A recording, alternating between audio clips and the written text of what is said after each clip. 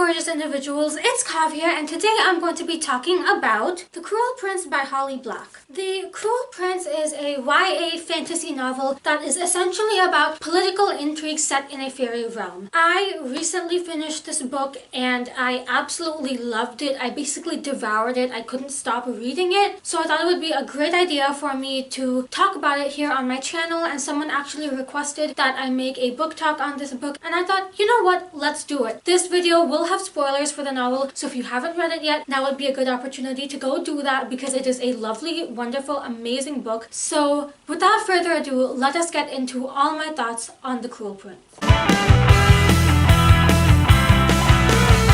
Recently, over the past few months, I have been getting more and more into novels that have morally gray characters and that tend to be darker, and good and evil isn't really simple, and I think that The Cruel Prince really is the epitome of a novel that is like that. The main character, Jude, knows she's not good and she's not necessarily evil either, and I think that's what really brings the intrigue to it, because everything is so blurred and all of the characters are so morally gray and they all kind of just act based on what their goals are, so you kind of have to figure out who to root for based on what goals you think are the best, I guess, but it's not in the sense that you have a hero and a villain, because it's not as simple as that. And speaking of, this novel is extremely dark. I actually didn't know how dark it was going to be going into it, but I really loved it because I think that that's what gave it that unique factor. In my most anticipated releases of 2018 video, I mentioned how I wanted to read this book partly because it was about fairies, and that's essentially because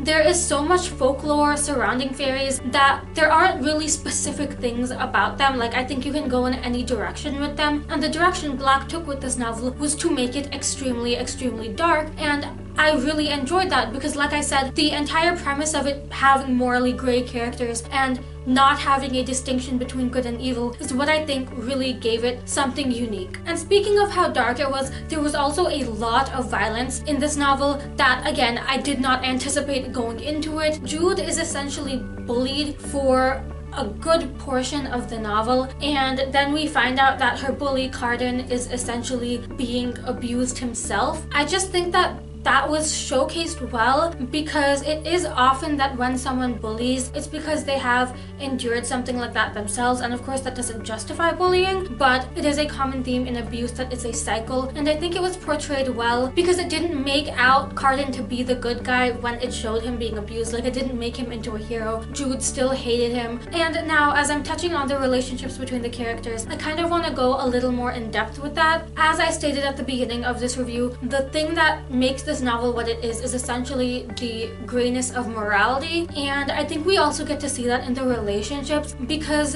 at the end of this novel, Jude is essentially on her own at that point. When we started the novel, she and her twin sister Taryn had a really strong bond, and they were essentially inseparable, and honestly, Taryn basically betrays her. The whole Loki-Jude plotline was one that I actually really enjoyed because I wasn't really on board with it being a romance, mainly because Loki was involved in the group that bullied Jude, so when they had that plot twist that he was actually engaged to Taryn, I genuinely really enjoyed it because you got to see Loki's true colors in a sense. Like, he wasn't the good guy that he was kind of made out to be for a lot of the novel. And similarly, the Carden-Jude plotline, where Carden talked about how he couldn't get Jude out of his mind, I was yet again worried that they were gonna make some sort of romance between them, but the way that was handled was so well. When Jude kissed Carden and she said that she essentially did not feel anything romantic for him, I was just really glad, because that was something that was really nerve-wracking for me throughout the novel, because I would have had to lower my rating if they had made a romance between the two of them. But really what made me give this novel the 5 out of 5 stars was the plot, because it was just done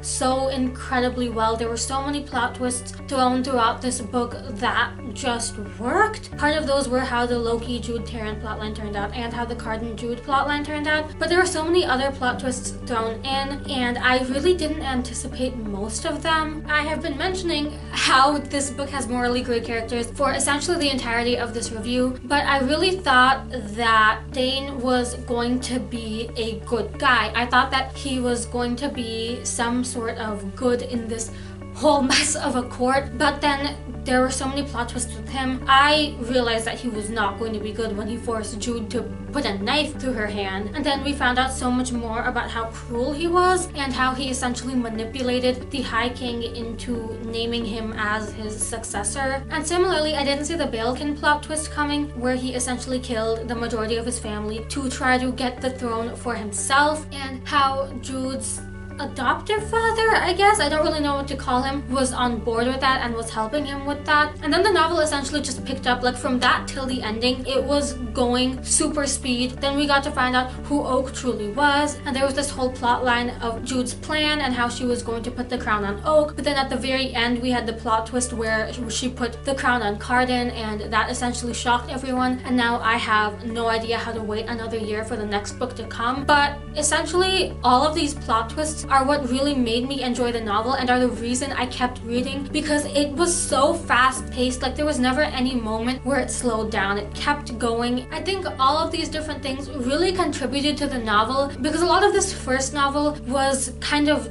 Jude becoming who she now is at the end of the novel, and I think that was a heavy theme in this one. And all of these different plot twists, I think, really played into that, because they kind of signified her separating herself from her sister, since the two had been so intertwined for so long. And then of course there's Jude's older sister Vivian, who is essentially one of the only characters I could genuinely like, because she wasn't really part of this whole thing. She just wanted to get out of there and live with her girlfriend, and I loved that too. I loved how there were a few characters who weren't directly involved with this conflict but were still important to the story. And I really think that the way Black constructed the story really made each character that was introduced vital to the story. I think there was a lot of good setting a foundation done in this book, if that makes sense. In the beginning of the book, Loki winks at Jude when he sees her, and there were all these other little things incorporated throughout the novel that I think really set a good foundation for things that happened later on in the novel, as well as things that are probably going to happen in the next few books. And that's just another one of the many things I enjoyed about this novel. And of course I have to talk about it fantasy-wise, because like I mentioned, much of the reason I wanted to read this novel was because of the fact that it was dealing with fairies, and I really loved all of the fantasy elements of this novel. I mentioned how this novel took a darker angle at fairies, but it also set a good foundation for all of that. Like, the world was constructed so well,